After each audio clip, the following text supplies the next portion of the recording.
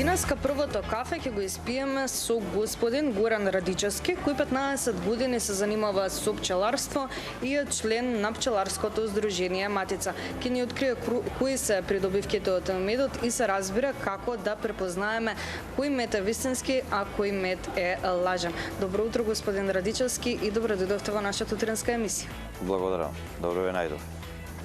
Утрото го започнуваме вака, вие се земавте и мед заедно со вас. Кои се вашите утрински ритуали во сезона и надвор од пчеларска сезона?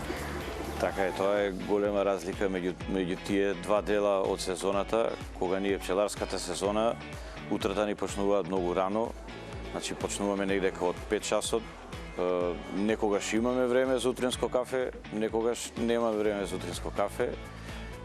Денот знае да биде многу брз, многу брзо се одвива и многу кратко ни трае, многу брзо завршува денот кога е пчеларската сезона.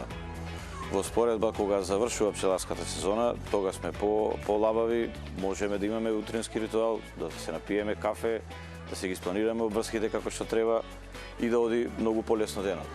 Знаете ли да го започнете денот со чај и мед? Да, со чај и мед, мој утрински ритуал е секој ден, без разлика дали е паша или не е паша. Значи са бајле, млака вода, пола лимун цеден и едно лажиче мед, тоа ми е утринско секој ден веќе долги години. Од кога почнав да пчеларам, тоа го практикувам ја и целата моја фамилија и еве сме задоволни од начинот на почнување на денот. Дали сте забележале некои промени од кога почнавте тоа да го практикувате? Зборувам позитивни промени. Така е, енергијата е пред се, значи ако немаме енергија, денот не може да го завршиме како што сме го испланирале, а ова ни ја дава потребната енергија за да го одложиме на некој начин и до ручекот и ручекот, пошто со еден таков напиток можеме и подолго да издржиме. Тоа значи дека на некој начин тоа е и здрава навика. Така е. Медот е до вас, па може да прикажеме како да препознаеме, ние кои што не се разбираме толку многу во однос на медот, како да препознаеме дека овој не е лажен мед, туку е вистински ливадски мед. Значи, вака во тегла може да се види неговата густина, како се врти оваа една топка која треба да се појави, тоа е надворешно.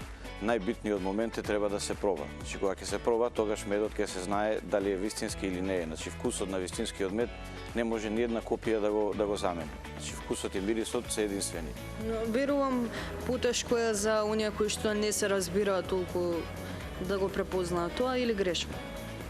Конзументите на мед што редовно конзумираат точно знаат што е мед, што не е мед. Проблемот е со луѓето кои што не секојдневно користат и немаат баш осетено повеќе вкусови за да осетат разликата меѓу доброто и лошото. Оние кои што не конзумираат секојдневно мед и не можат да направат разлика што е добро, што е лошо, има многу митови кои што се поврзани со тоа и многумина кои што не се разбираат веруваат во тие митови. Например, оној мит кој што јас го знам е многумина велат дека не сме да се јаде мед со метална лажица, туку мора со дрвена. Не, тоа баш во право се е мит, значи не е така, може да се јаде и со метална, не е никаков проблем. Млечот е единствен што не треба со метална, иначе медот може слободно со метална лажица.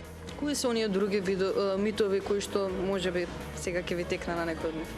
Уште еден мит на кој се сетив е тоа дека медот не треба да гори, викаат дека треба да гори, а не треба да гори, значи тој кога ќе се запали не треба да гори, ако гори не е добар мед. Ова не сум го знаела, навистина интересна информација која што верувам дека ќе биде добро дојдена за многумина кои што не гледаат. Во однос на медот, исто така, какви се видови постојат? Шумски, ливадски и кој вид на мед за која популација се препорачува? Зборувам во однос на генерации, кој мед за повозрастна генерација, кој мед за помлади генерации? Така е, во нашите предели најзастапени се шумскиот и ливадскиот мед. Имаме и костенов мед, ама шумскиот и ливадскиот се најзастапени. Ливадскиот е посветол, ова е ливадскиот мед, вака светол, светла боја.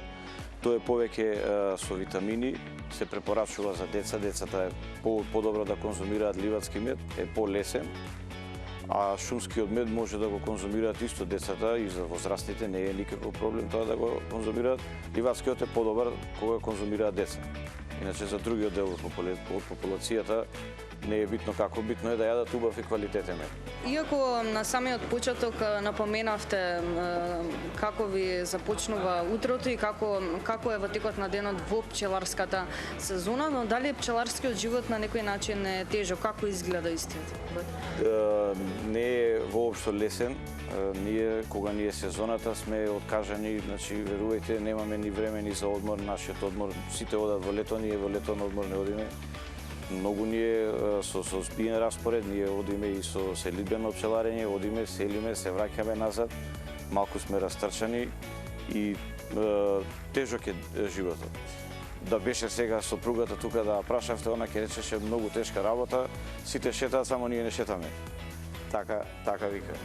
Може би е тешко и мачно како што напоменавте, но при самиот крај сакам да напоменеме и дали вреди да си пчелар. Вреди кога ќе дојде муштеријата, купецот, кога ќе сака да го купи медот и кога ќе излезе задоволен и кога ќе рече фала многу, имате многу убав мед, сите маки и тешкоти што поминале, тога завршуваат и се забораваат. Тоа ни е многу битно кога ќе бидат задоволни муштериите наши.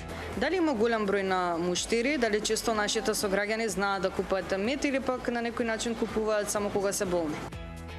И има сограѓани, значи, кои што редовно конзумираат мед, не гледаат дали се болни или не се, имаат исто дневни ритуали кај што го конзумираат медот, а помал дел се од што чекаат да се разболат, па да почнат да конзумираат. Реално најбитно е медот да се користи како храна, не како лек. Верувам дека навистина тоа е најбитно. Радичевски ви благодарам многу за одвоеното време и што имавме можност да го испиеме првото утринско кафе и да поразговараме за кои се бенефитите и придобивките од самиот мед. Благодарам и на вас.